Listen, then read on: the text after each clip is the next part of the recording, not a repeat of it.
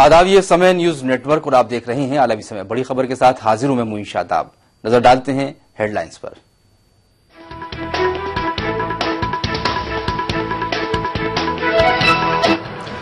महाराष्ट्र के परली में गोपीनाथ मुंडे की आखिरी रसूम में हंगामा। मुश्तइल लोगों ने लालकृष्ण आडवाणी और वजीर दाखिला राजनाथ सिंह का किया घेराव। वजीर आला पृथ्वीराज चौहान की गाड़ी पर भी पथराव। गोपीनाथ मुंडे को खराज अकीदत पेश करने के बाद पार्लियामेंट मुअत्तल। वजीर आजम मोदी ने कहा, लोगों की उम्मीदों पर खरा उतरने की होगी कोशिश। सुमित्रा महाजन होंगी लोकसभा की नई स्पीकर। 6 जून को ले सकती हैं हलफ। प्रोटेम स्पीकर के तौर पर सदर जमहूरिया ने कमलनाथ को दिलाया हलफ।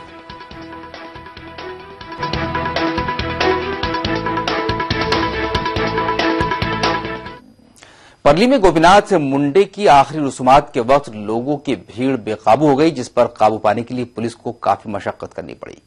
मुश्तइल लोगों ने बीजेपी लीडर लालकृष्ण आडवाणी और वजीर दाखिला राजनाथ सिंह का घेराव किया। भीड़ ने वजीर आला पृथ्वीराज चौहान की गाड़ी पर भी पथराव किया, जिसमें कार के शीशे टूट गए। भीड़ को काबू में करने के लिए पुलिस को लाठीचार्ज भी करना पड़ा।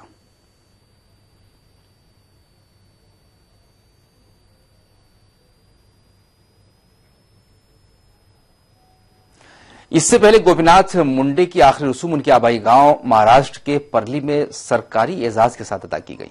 हजारों नम निगाहों के बीच उनकी बड़ी बेटी पंकजा ने चिता को आग दी। इस मौके पर कई वजीर और अहम लीडरान भी मौजूद थे। अपने लीडर के आखिरी रसूम में शिरकत के लिए चाहने वालों का हुजूम पल्ली में उमड़ पड़ा, जिसकी वजह से कई मरतबा पुलिस एहलकारों को भी भारी दिक्कत का सामना करना पड़ा। लेकिन तेज धूप और तमाम परेशानियों के बावजूद लोगों ने भीगी आंखों से अपने आजहानी लीडर को अलविदा कहा। इससे पहले मुंडे के जसद खाकी को खुसूसी तैयारी से लातूर और फिर सड़क के रास्ते से परली लाया गया।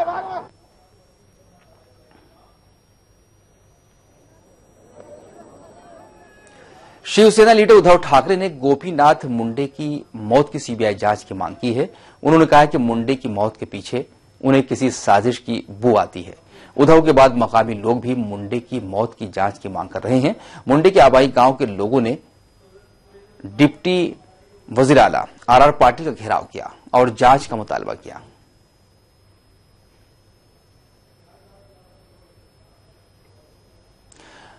और मजीद जानकारी के लिए वसीम हैदर, जो हमारे रिपोर्टर हैं, मुंबई से हमारे साथ फोन लाइन पर मौजूद हैं। वसीम, किस तरह की शिवसेना ने जो मुतालबा किया है कि सीबीआई जांच होनी चाहिए, किस तरह का रिएक्शन सामने आ रहा है इस बयान के बाद?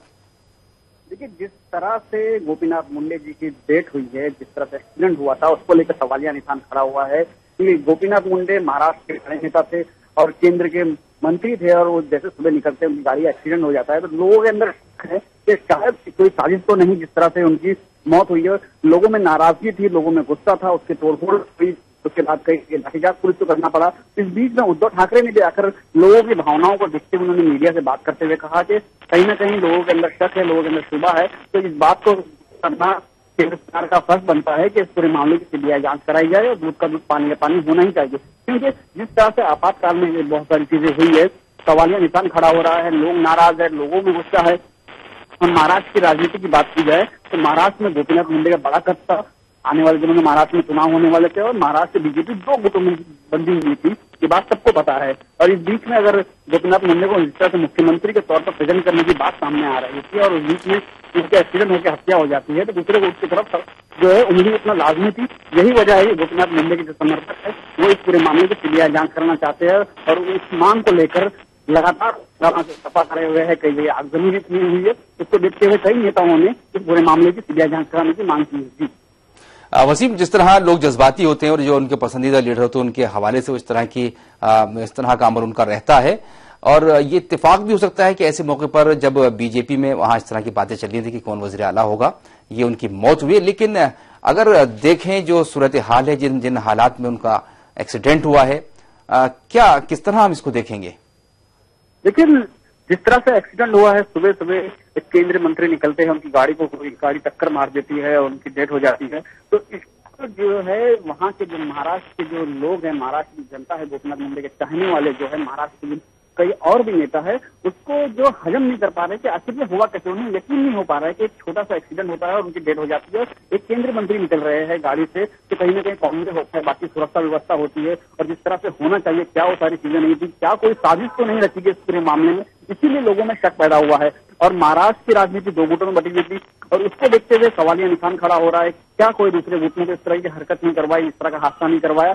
तो कहीं ना कहीं केंद्र सरकार का कर्तव्य बनता है, अगर लोगों के दिलों के अंदर एक सवाल खड़ा है तो उसे दूर की जाए, सीबीआई जांच कराई जाए। यही वजह है कि हर तरफ से महाराष्ट्र में अब ये आवाज उठने लगी है। जनता सवाल कर रही है कि इस पूरे मामले की सीबीआई जांच कराई जाए, जिसके लिए मुख्यमंत्री पृथ्वीराज चौहान का भी घेराव किया गया और उनकी गाड़ी का पत्थर फेंका गया। केंद्रीय मंत्री जो आए थे, गृह मंत्री, उनका घेराव किया गया। बीजेपी के बड़े नेता लालकृष्ण आडवाणी, उनका घेराव किया गया।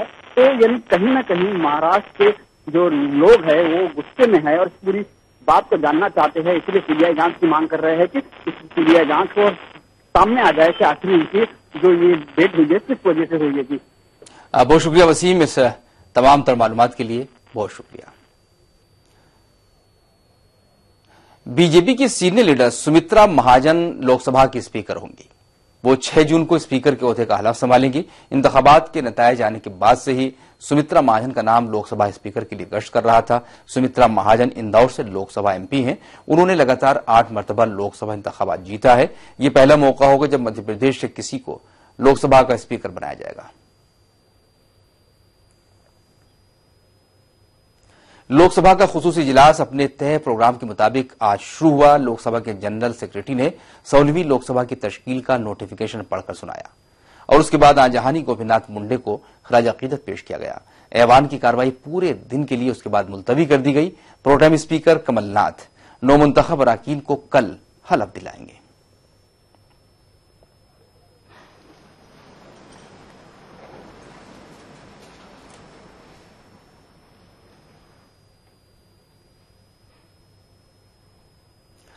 पार्लियामेंट का इजलास शुरू होने से कबल वज़ीर-ए-आज़म नरेंद्र मोदी ने कहा है कि आवाम को हुकूमत से काफी उम्मीदें हैं। वो आवाम की उम्मीदों पर खरा उतरने की पूरी कोशिश करेंगे। देश की जनता ने अभूतपूर्व मतदान करके जनप्रतिनिधियों को आशीर्वाद देकर के 16वें लोकसभा का चुनाव किया है। आज उसका प्रारंभ हो रहा है। मैं देशवासियों को विश्वास दिलाता हूं कि लोकतंत्र के इस मंदिर में भारत के सामान्य मानवी की आशा आकांक्षाओं की पूर्ति के लिए भरपूर प्रयास किया जाएगा। मेरी देशवासियों को बहुत बहुत शुभकामनाएं हैं। पार्लियामेंट का इजलास शुरू होने से पहले सदर जमहूरिया प्रणब मुखर्जी ने राष्ट्रपति भवन में कांग्रेस के सीनियर एमपी कमलनाथ को लोकसभा के प्रोटेम स्पीकर के तौर पर हलफ दिलाया। कल कमलनाथ और उनके साथ कुछ और अराकीन पार्लियामेंट बारी बारी से नौमुंतखब अराकीन पार्लियामेंट को ऐवान की रुकनियत का हलफ दिलाएंगे। हलफ लेने के बाद कमलनाथ ने कहा कि जिस तरह से बीजेपी पार्लियामेंट में 5 बरस तक हंगामा करती रही, अब वो नहीं चलेगा। I have been reflecting on this because the change which has taken place in the polity, in politics, is so profound. Between the first Lok Sabha in which I entered Parliament, the 7th Lok Sabha, in January of 1980, and today, so much has changed. Whether it's technology, whether it's in the hopes and aspirations of the people, whether it's not what we do, but how we do it. Everything has changed, and Parliament must live up to the expectations of the people, because Parliament is the repository of the trust and faith of the people in democracy. समय network के नुमाइंदे संजीव त्रिवेदी ने BJP के parliament member Kirti Azad से खास बातचीत की। लोकसभा की, लेकिन एक सॉम्बर नोट कहा जा सकता है। एक माहौल बहुत गमगीन। हमारे साथ इस वक्त कीर्ति आजाद हैं। आपने एक बड़ा नेता अपना खोया और ऐसे वक्त में शुरुआत हो रही है और यही सवाल हो रहा है कि क्या ड्राइवर की गलती थी या फिर मोटर व्हीकल एक्ट में भी कुछ बदलाव की जरूरत है? संशोधन तो बहुत चीजों में जरूरत है। पूरे देश भर में बहुत सारी चीजों में संशोधन की आवश्यकता है। आप देखें तो अंग्रेजों के समय कानून बने हुए थे और उसके बाद हल्का फुल्का जो भी संशोधन हुआ वो हुआ। मोटर व्हीकल एक्ट है, अनेकों चीज है, कॉर्पोरेट अफेयर्स में है, मतलब आप नाम लीजिए और आपको होगा कि संशोधन की जरूरत है। अब खेल से सीधा जुड़ा हूं तो स्पोर्ट्स बिल आना चाहिए, बाजे माखन लेकर आए तो बहुत अच्छा था। बहुत सारी चीजें हैं जो हमको करना है। आजकल आप देखिए लाइसेंस किसी को भी देते हैं। अब ये जेब्रा क्रॉसिंग देखिए, यही पार्लियामेंट में गाड़ियां खड़ी हैं। जेब्रा क्रॉसिंग का मतलब क्या होता है? ये जेब्रा क्रॉसिंग का मतलब ये होता है, दिखाइए नीचे, दिखाइए जरा नीचे दिखाइए। ये जेब्रा क्रॉसिंग का मतलब ये होता है कि जब ये जेब्रा क्रॉसिंग हो तो गाड़ियां दोनों तरफ में खड़ी हो जाएं और कोई पैदल जा रहा हो तो उसको जाने के लिए दें, बिकॉज ये राइट ऑफ वे आदमी का है। लेकिन घुसे हैं तो घुसे चले जा रहे हैं। अब किसी को मालूम ही नहीं कि जेब्रा क्रॉसिंग क्या होता है, नो एग्जिट, नो एंट्री क्या होता है, वन वे ट्रैफिक क्या होती है। सिर्फ निशान कई जगह बने हुए होते हैं, वो भी नहीं लोगों को मालूम है। तो लाइसेंसेस ऐसे ड्राइविंग के देते हैं, किसी को भी जिसके मन में चाहते हैं वो कर देते हैं। तो ऐसे तो कोई फायदा नहीं है ना। जब तक कानून का डर लोगों में नहीं होगा, जब तक वो खौफ नहीं बैठेगा, तब तक तो ये समस्याएं होती रहेंगी। उपनेता थे मुंडे जी, और बहुत आप उनमें से ग्रेट आदमी हैं जो लौट करके आए हैं सदन में। और अब मुंडे जी बहुत बेहतरीन इंसान गोपीनाथ मुंडे जी। मुझे याद है, आपको याद होगा एक बार यहाँ पर बार बार पार्लियामेंट सदन जो है वो डिस्टर्ब हो रही थी, तो बड़े गुस्से में थे हम लोग, बैठे रह गए कुछ लोग, क्योंकि आईपीएल या किस विषय पर बात करना चाहते थे, जिसमें लालू यादव जी करना चाहते थे, मुलायम सिंह यादव जी भी करना चाहते थे, शरद यादव जी भी करना चाहते, गोपीनाथ मुंडे जी भी थे। तो हम लोग बैठे वहां पर, ऐसी मॉक हम लोगों ने काम शुरू कर दिया, जैसे मॉक पार्लियामेंट चल रहा हो। और कोई ऐसी चीज नहीं थी, कोई जाके स्पीकर की कुर्सी पे नहीं बैठा था, कोई प्रधानमंत्री में नहीं बैठा था, कोई नहीं बैठा, दो प्रधानमंत्री बना दिए, एक leader of the opposition, mock parliament. लेकिन कोई किसी गलत सीट पर नहीं बैठा। उसको लेकर के अडवाणी जी बड़े सीनियर व्यक्ति हैं, उनको लगा कि भाई तो गड़बड़ हुआ, तो उन्होंने कहा कि कार्रवाई करेंगे सबके ऊपर।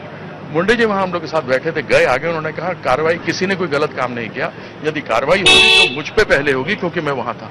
वो आदमी था ऐसा सीधा साधा सरल व्यक्ति, जिसको कि आज भी एक उदाहरण ही सिर्फ आपको दी, लेकिन अनेकों बार जब हम विश्व कप जीते थे तो महाराष्ट्र सरकार में हमने लिखा था, तो उन्होंने मेरे को अप्रूव कर दिया था एक फ्लैट, जो मराठी मुझे समझ में नहीं आया, तो मैं गया था, उन्होंने मदद की थी, मिली नहीं वो बात अलग है, लेकिन तब भी उन्होंने मदद किया था। बड़े मिलनसार, बहुत ही अच्छे व्यक्ति थे।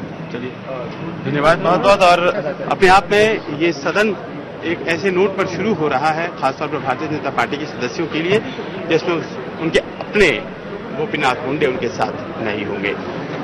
इस दिल्ली से कैमरामैन तारद पंत के साथ संजीव त्रिवेदी। कांग्रेस सदस्य सोनिया गांधी ने यूपी के हलीफ जमातों के लिए तय लंच मुलतवी कर दिया है। मरकजी काबीनी वजीर गोपीनाथ मुंडे की कार हादसे में अचानक मौत के बाद यह फैसला लिया गया है। कांग्रेस जनरल सेक्रेटरी जनार्दन द्विवेदी ने यह इत्तला दी। पहले यूपी के हलीफ जमातों का लंच 5 जून को होने वाला था, लेकिन अब इसे बढ़ाकर 10 जून को कर दिया गया है।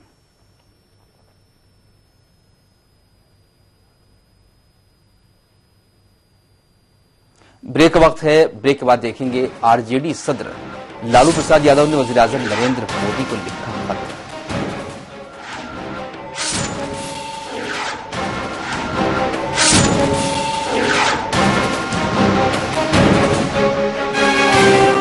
आलमी समय के खास प्रोग्राम आपकी आवाज में आपका खैर मकदम है। आबादी के तनासुब के हिसाब से मुसलमानों को रिजर्वेशन मिलना चाहिए, क्या कहना है?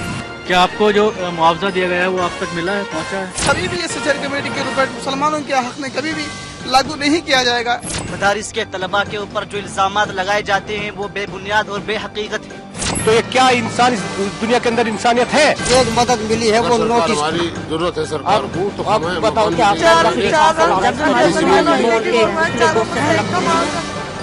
आपकी आवाज शनिचर की शाम 5:30 बजे और इतवार की दोपहर 12:30 बजे सिर्फ आलमी समय पर।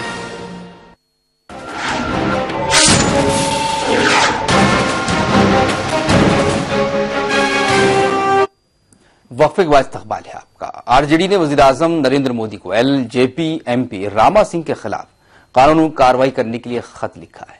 दिल्ली में आरजेडी सदर लालू प्रसाद यादव और साबिक एमपी रघुवंश प्रसाद सिंह ने मीडिया से बातचीत में कहा है कि रामा सिंह छत्तीसगढ़ के दुर्ग में अगवा और फिरौती के एक केस में फरार चल रहे हैं, लेकिन उन्हें पुलिस ने गिरफ्तार नहीं किया है। रामा सिंह की शिकायत इलेक्शन कमीशन से भी की गई है। उन्होंने जो बताया तो मैं चौंक गया कि भाई आप ये सब चीज कैसे कैसे आपने संग्रह किया। तो हम लोग को जानकारी हुई तो आपके सामने बैठे। आप क्या पहले मानते थे कि रामा सिंह बहुत ही बढ़िया व्यक्ति है, कोई आपराधिक उनकी बैकग्राउंड नहीं, आपको पता नहीं था? हम लोग तो अच्छी तरह, इसलिए तो हमने दिया ना, इस बार समझौता नहीं किया, मालूम है ना। तो ये बात जब से फरार घोषित है लालू जी, उस समय 1.5-2 साल तो आप ही की सरकार थी बिहार में, 1.5 साल ना हमारी सरकार तो जमशेदपुर जेल में बंद था ना जेल, जमशेदपुर जेल में बंद था। वहां से प्रोटेक्शन वारंट निकला। सन 2000 में बिहार का बंटवारा हो गया, झारखंड प्रदेश अलग हो गया।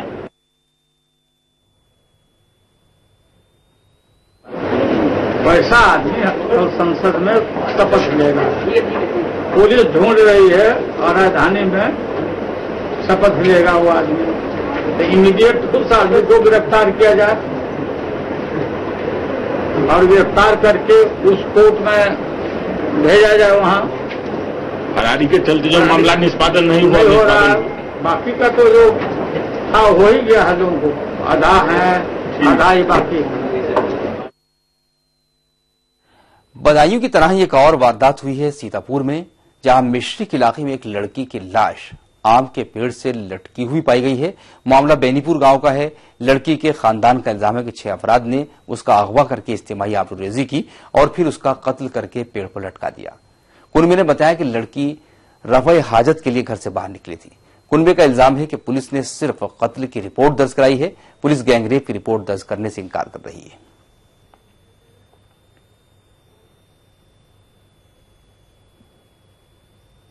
गांव के पड़ोस गई थी, वहां से 6 लोगों ने उठा लिया। उठा के बाद 6 लोगों ने रेप किया। रेप के बाद उसकी हत्या कर दी। हत्या करने के बाद पेड़ पे लटका दिया। जब ढूंढने गए 1 घंटा बाद तो वहां से 6 लोगों को भागते हुए देखा। तो इसके बाद लगभग 10 बजे पुलिस आई। पुलिस ने हत्या का केस दर्ज कर लिया, रेप का नहीं किया। एक तहरीर दी गई है जिसमें उसने कहा कि मुझे शक है कि 6 लोगों ने उसको मार के टांग दिया है। उसकी इस तरीके पे 302 का मुकदमा पंजीकृत किया गया है। शव को पंचायतनामा करके पोस्टमार्टम के लिए भेजा गया है। उत्तर प्रदेश में इस्मत दरी के बढ़ते वाकयात पर समाजवादी पार्टी लीडर रामगोपाल यादव ने कहा है कि जब तक समाज में ऐसे लोगों की सोच नहीं बदलेगी तब तक इस तरह की वारदातों पर लगाम लगाना नामुमकिन है। जहां तक महिलाओं के साथ दुर्व्यवहार और रेप जैसी घटनाओं का सवाल है, ये पूरी तरह से जो मेंटली करप्ट लोग होते हैं, जो मानसिक विकृतियां आ गई हैं, उसका दुष्परिणाम है।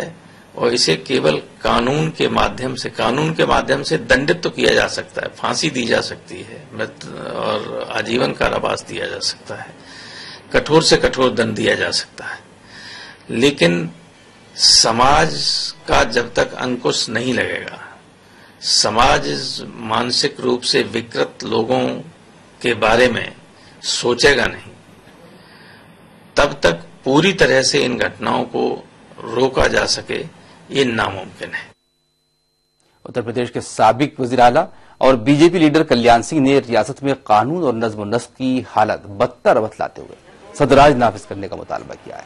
कल्याण सिंह की क़यादत में बीजेपी का एक वफ्द बदायूं में मुतासरा खानदान से मिलने पहुंचा। बीजेपी ने पार्टी फंड से इस खानदान को 5-5 लाख रुपए की मदद की है।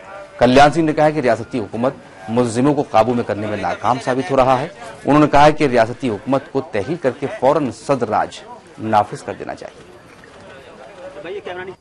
हमारी मांग है कि प्रदेश के राज्यपाल उत्तर प्रदेश की इस दयनीय स्थिति की रिपोर्ट केंद्र को भेजें और केंद्र से मांग करेंगे कि उत्तर प्रदेश की सरकार जो जनता का विश्वास खो चुकी 2-3 सीटें लौट के आ पाई हैं, वो उसको भंग करे, यहाँ पर राष्ट्रपति शासन लागू किया जाए। उत्तर प्रदेश में इज्तिमाई आबरूरेजी के बढ़ते मामलात पर एसपी सदर मुलायम सिंह यादव ने क्या कहा, ये सुनते हैं। के मुख्यमंत्री कहते हैं कि अगर आप गूगल करेंगे तो आपको पता चलेगा कि उत्तर प्रदेश के अलावा बाकी सब जगह में भी रेप होते हैं। आपको लगता है उनको ऐसा बोलना चाहिए? आपका तो काम है, अपना कीजिए, मेरा काम अपना कर रहा हूँ, आज नहीं बोलूंगा। आप बताइए, चीफ मिनिस्टर है, आपका बेटा चीफ मिनिस्टर है, इतने सारे रेप हो रहे हैं, महिलाओं का इश्यूज चल रहा है, एक जज तक को नहीं छोड़ा जा रहा है, क्या बोलना चाहेंगे इस पे? जो चल रहा है उसमें जिन्होंने जघन्य अपराध के खिलाफ कड़ी कार्रवाई की जा रही है, और क्या कर सकते, कार्रवाई करना काम है। कोई अन्याय अत्याचार करे तो उसके खिलाफ कार्रवाई हो, तो कार्रवाई हो रही, सब गिरफ्तार हो गए।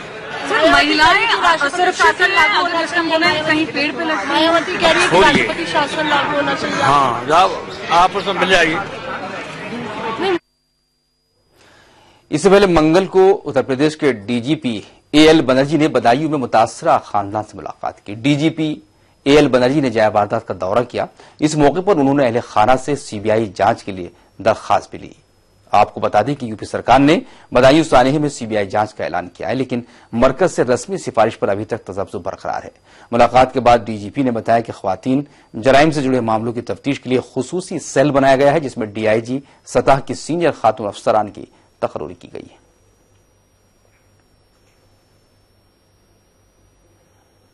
एक और ब्रेक पर जाएंगे। ब्रेक के बाद देखेंगे हजरत इमाम हुसैन की यौम विलादत के मौके पर महफिल मकासिदा का एहतमाम।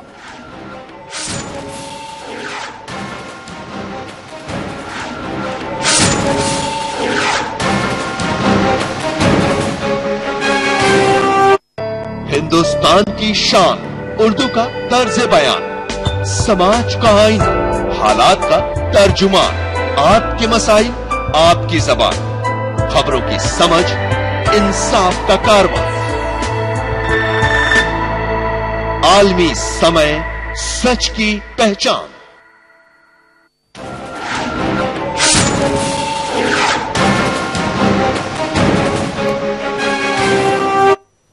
ब्रेक के बाद इस्तकबाल है आपका। जून का महीना, शदीद गर्मी और इधर स्कूलों कॉलेजों की छुट्टियां, लेकिन मौसम की वजह से लोग घूमने फिरने का मजा भी नहीं ले पा रहे हैं। बदन को झुलसा देने वाली गर्मी, आगरा में ताजमहल का दीदार करने वाले टूरिस्टों की आमद पर भी ब्रेक सा लग गया है। पेश है ताजनगरी की गर्मी पर एक खास रिपोर्ट।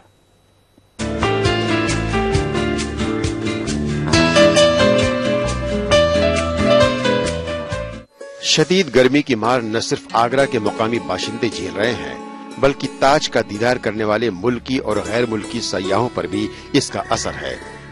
गैर मुल्कों से आने वाले सयाहों की आमद इस मौसम में न के बराबर है और जो टूरिस्ट भी पहुंच रहे हैं उनको सहूलतें मुहैया कराने में इंतजामिया और मुतालिक महकमा कोताही बरत रहा है। गर्मी बहुत अच्छी है, बहुत तेज गर्मी है और कुछ जगह ऐसे है प्रशासन के आदमियों की कमी है, जैसे अंदर शूज से ले जाना वो अलाउड नहीं है, तो वहाँ पे आदमी नहीं है बताने के लिए, तो पब्लिक काफी परेशान होती है। नॉर्मल टिकट और वीआईपी टिकट्स में वहाँ लोगों को अंतर नहीं पता चलता, तो गर्मी में लोग वो उधर जाते हैं फिर वो इधर भागते हैं।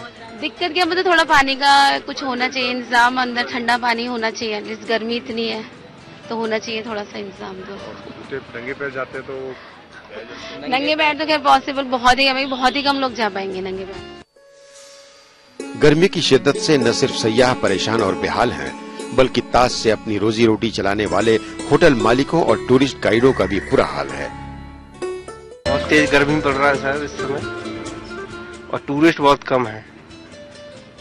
कितना टूरिस्ट ना के बराबर समझिए आप, 20% टूरिस्ट आ रहा है इस समय। वजह गर्मी की वजह से जो गाड़ियां जो चलती हैं उस समय आधे से भी कम गाड़ियां चल रही हैं इस समय। सीजन में गाड़ी चलती थी 50 किलोमीटर, इस समय 15 किलोमीटर की गाड़ी चल रही है, 10-15 किलोमीटर। लेकिन इस मौसम में मोहब्बत की निशानी का दीदार करने वाले सयाहों की वाकई दाद देनी पड़ेगी। इनमें पाकिस्तान से आए कुछ टूरिस्ट भी हैं। यहाँ की गर्मी ज्यादा है, 46। हमारे पाकिस्तान में इस्लामाबाद में जब आए थे लास्ट वीक 40, 38, 40 के करीब थी, लेकिन इट्स टू हॉट है। कैसा लगा गर्मी? बट ताजमहल को देख के गर्मी भूल गए। ताजमहल देख कर सारी गर्मी भूल जाती है ही ऐसी चीज प्यारी। यहाँ पे वैसे है तो गर्मी बहुत, पाकिस्तान में टेम्परेचर बढ़ती, लेकिन जैसे ही ताजमहल को देखा सारी गर्मी भूल गई। ताजनगरी को टूरिज्म का बड़ा मरकज माना जाता है, लेकिन बुनियादी सहूलियत के फुकदान में सयाहों को यहाँ बड़ी मुसीबत का सामना करना पड़ता है। आगरा से वेदकांत शर्मा की रिपोर्ट। इस्लामी तारीख के माहिर और उर्दू अदब के नक्काद मौलाना शिबली नोमानी की खिदमात के इतराफ में लखनऊ में कौमी सेमिनार का इनेकाद किया गया, जिसमें मुल्क के दानिशवरों ने शिरकत की। प्रोफेसर मलिकजादा मंजूर अहमद की सदारत में अल्लामा शिबली की मानवियत मिल्ली क़यादत के मौजू में के तनाजुर में इस मौजू पर मुनक़िद इस सेमिनार में शुरका ने उनकी हयात और खिदमात पर रोशनी डाली। मौलाना शिबली की तहरीरों में इंसानी हमदर्दी, इस्लामी तर्ज हयात के साथ साथ कौम व मिल्लत का दर्द झलकता है। जब भी उर्दू की शेरी रिवायत और इस्लामी क़यादत की बात की जाएगी, मौलाना शिबली नुमानी का नाम एहतराम से लिया जाएगा। शुरका ने इस बात पर भी जोर दिया कि मौलाना की शख्सियत पर ज्यादा से ज्यादा सेमिनार और प्रोग्राम की जरूरत है और आज के दौर में लोगों को इस बात को समझने की जरूरत है। हमारी हेल्पलाइन ने ये कोशिश की है कि उन्होंने जो लिखी किताबें लिखी हैं, उनकी जो जिंदगी का पहलू था, उन्होंने जिस पहलू पे काम किया है, खास तौर से वो आलमी इस्लाम में तमाम ऐसी सी किताबें लिखी हैं जो मैं समझता हूं कि वो यहाँ की आवाम उसका हक अदा नहीं कर पा रहे हैं। इस सेमिनार की सदारत प्रोफेसर मलिकजादा मंजूर अहमद ने की, जबकि निजामत के फराइज अदा किए मारूफ शायर रईस उस शाकरी ने। सेमिनार के मौजू की रोशनी में माहिरीन ने मौलाना शिबली की हयात और खिदमात पर अपनी राय रखी। नबी करीम मोहम्मद सल्लल्लाहु अलैहि वसल्लम की सीरत को दुनिया के सामने सही तरीके से पेश करें, चुनांचे उन्हें इस्लाम को अंजाम दिया और अल्हम्दुलिल्लाह उस सीरत का काम शुरू किया। इल्म अदब की इस महफिल में माहिरीन ने कहा कि मौलाना शिबली की तहरीरें इंसानी हमदर्दी, इस्लामी तर्ज जिंदगी और कौम व मिल्लत के दर्द का नमूना है। जब भी उर्दू शेर व अदब की बात की जाएगी तो मौलाना शिबली का नाम निहायत ही एहतराम से लिया जाएगा। आलमी समय के लिए लखनऊ से हमीदुल्लाह सिद्दीकी। हजरत इमाम हुसैन की योम विलादत पर यूपी के मुबारकपुर में ऑल इंडिया महफिल मकासदा का एहतमाम किया गया। महफिल में आए दानिश्वरों और शोरा ने अमन व इंसानियत के लिए इमाम हुसैन की गरां कद्र खिदमात का एतराफ करते हुए बारगाह मौला में बुलाए अक़ीदत पेश किए। मुकर्रिरीन ने कहा कि इमाम हुसैन के अफकार व अमाल आज भी इंसानियत के लिए मशले राह हैं, जरूरत है उन्हें समझने और अपनाने की।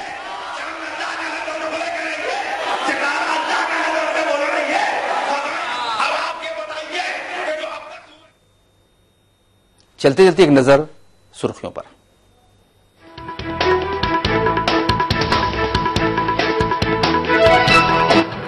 महाराष्ट्र के परली में गोपीनाथ मुंडे के आखिरी रसूम में हंगामा। मुश्तइल लोगों ने लालकृष्ण आडवाणी और वजीर दाखिला राजनाथ सिंह का किया घेराव। वजीर आला पृथ्वीराज चौहान की गाड़ी पर भी पथराव। गोपीनाथ मुंडे को खराज अक़ीदत पेश करने के बाद पार्लियामेंट मुलतवी। वजीर आजम मोदी ने कहा लोगों की उम्मीदों पर खरा उतरने की होगी पूरी कोशिश। सुमित्रा महाजन होंगी लोकसभा की नई स्पीकर, 6 जून को ले सकती हैं हलफ। प्रोटेम स्पीकर के तौर पर सदर जमहूरिया ने कमलनाथ को दिलाया हलफ।